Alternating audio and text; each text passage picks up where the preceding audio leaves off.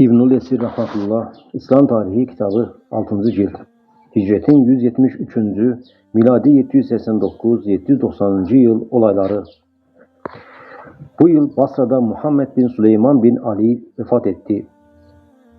Terekesini almak üzere Harun birini gönderdi. Çünkü Muhammed bin Süleyman'ın bıraktığı tereke çok büyüktü ve canlı cansız her türlü malı haviydi. Mallarından halifelik makamına uygun olanları getirdiler. Yaramayan malları ise orada bıraktılar. Getirenler arasında 60 milyon dirhem bulunuyordu. Harun getirilen bu terekenin büyük bir miktarını kendi nedim ve musikişinaslarına dağıttı. Geri kalanını ise hazineye kaldırdı. Harun er-Reşid'in onun terekesine el koymasının sebebi şuydu. Muhammed bin Süleyman'ın kardeşi Cafer bin Süleyman, kardeşi Muhammed bin Süleyman'ı çekemediğinden devamlı surette onu Harun'a jurnalleyip Muhammed ne kadar malı ve mülkü varsa bunların gelirini nefsinde gizlediği hilafet makamına ulaşmak için biriktiriyor diye Harun'a mektup yazıyor ve onun bütün mallarının müminlerin emrine helal olduğunu ifade ediyordu.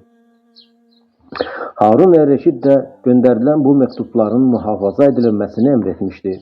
Muhammed bin Süleyman öldüğünde bu mektuplar Cafer'in önüne konuldu ve Harun bu durum karşısında mektupların kendisine ait olduğunu ikrar etmek mecburiyetinde kaldı. Muhammed bin Süleyman'ın Cafer'den başka öz erkek kardeşi de yoktu. İşte bu yüzden Muhammed'in bütün mallarına Harun tarafından el konuldu. Bu yılda Harun er-Reşid'in annesi Hayzuran vefat etti ve oğlu Harun tarafından taşınan cenazesi Kureyş kabristanına defnedildi. Harun annesinin defninden sonra mührü Cafer bin Yahya bin Halid'den alarak Fadıl bin Rabia'ya verdi. Bu yıl Harun, Horasan valisi bulunan Cafer bin Muhammed bin el-Eşas'ı huzuruna çağırdı. Yerine onun oğlu Abbas'ı vali tayin etti.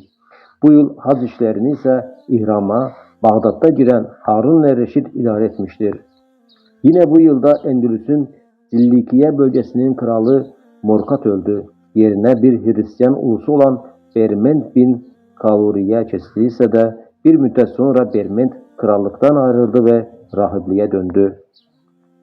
Berment, Hicretin 175'inde kardeşinin oğlunu krallığa getirdi. Sellam bin Ebi Muti ve Basralı Züveyriye bin Esma bin Uveyd bu yıl vefat etmişlerdir. Ayrıca Ebu Abdullah Mervan bin Muaviye bin Haris bin Esma el-Fezari de Mekke'de ansızın bu yıl vefat etmiştir.